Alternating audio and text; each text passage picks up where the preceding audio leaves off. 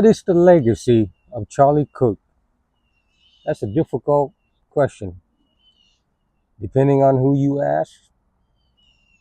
But for me and most people out there, I believe his legacy will be about truth.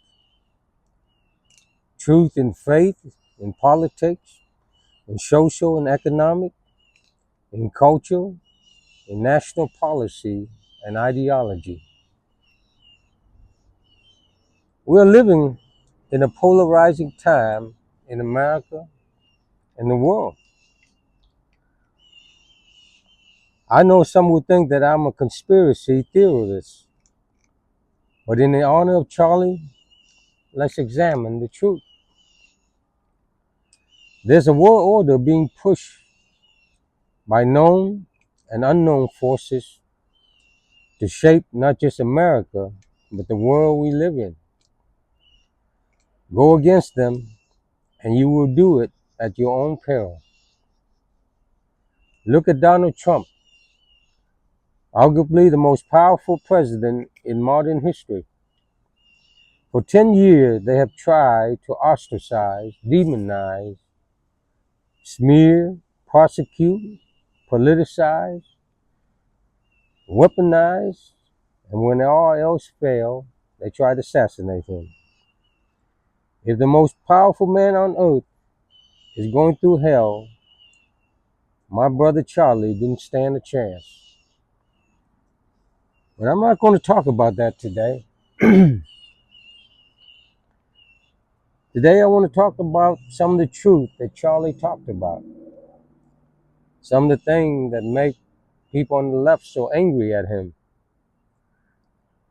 I want to talk about immigration. You know why China and many countries like her are struggling right now. The economy is struggling,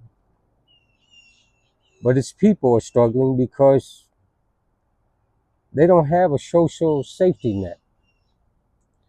If you're sick or hungry in China, good luck. If you want to eat, pay first. If you're sick, the hospital tell you to pay first or you die. And that's the reality that many Chinese are facing today. But in America, it's different. If you're sick, you can call 911 right now. And they will come wherever you are, pick you up, take you to the hospital, tend to your wounds or your need, whether you're legal, illegal, or you just fell down from Mars. No questions asked. They will treat you first and talk about the fees later. And if you can't pay, that's okay.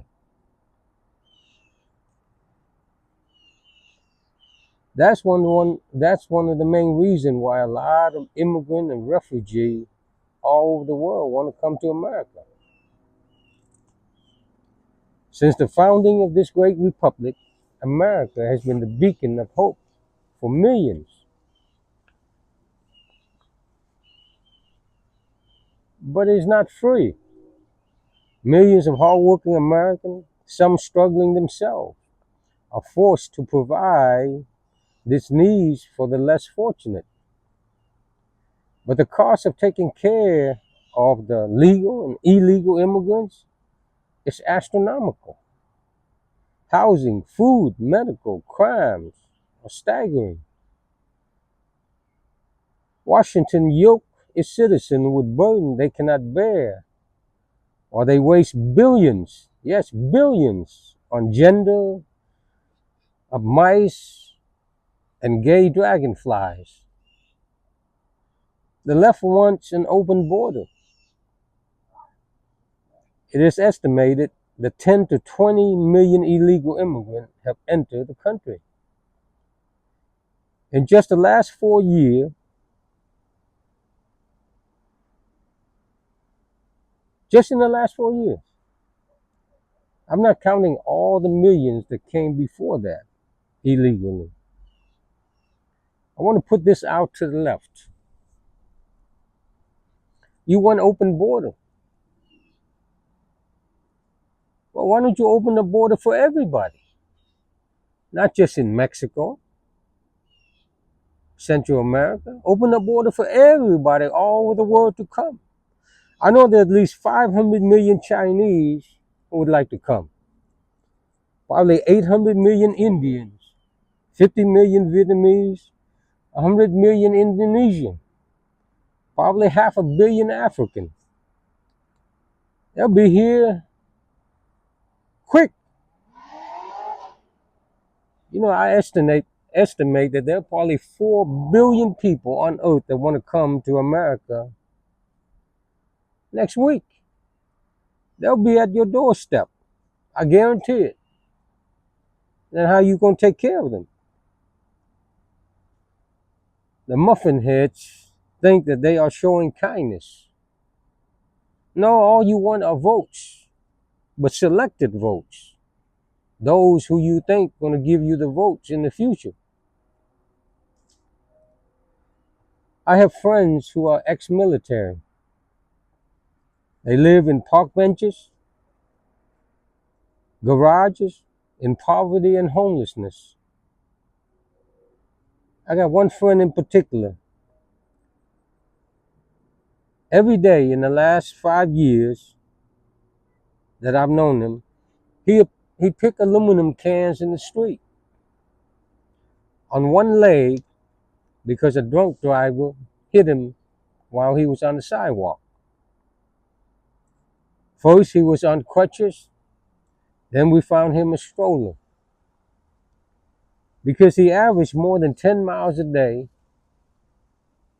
I spent a lot of weekend fixing his stroller. They constantly break. Rain, sleet, hot, cold, he wandered the street till the bags is full.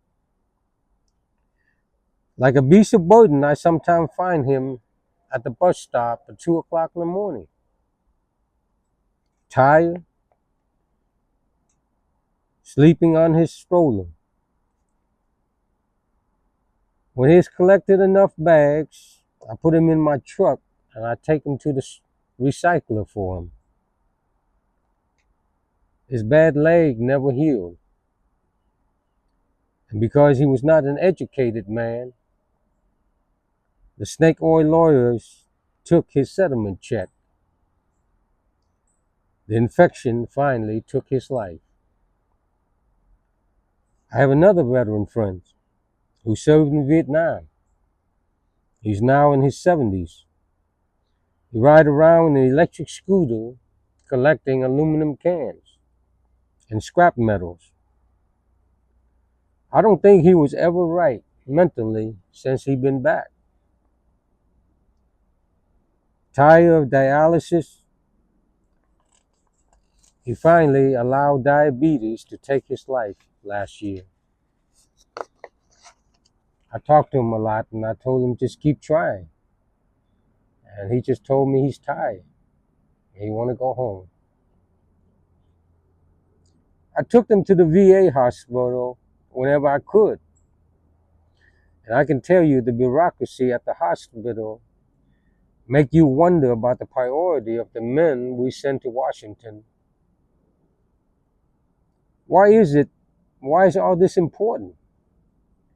Because while my friends and thousands like him all over this country, veterans who serve their country with honor,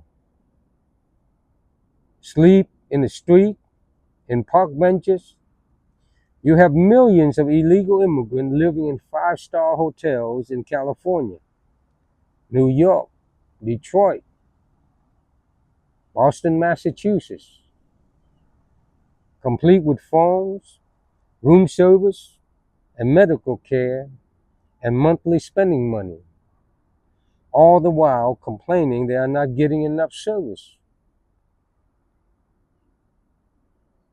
Yes, Charlie, you should have kept your mouth shut.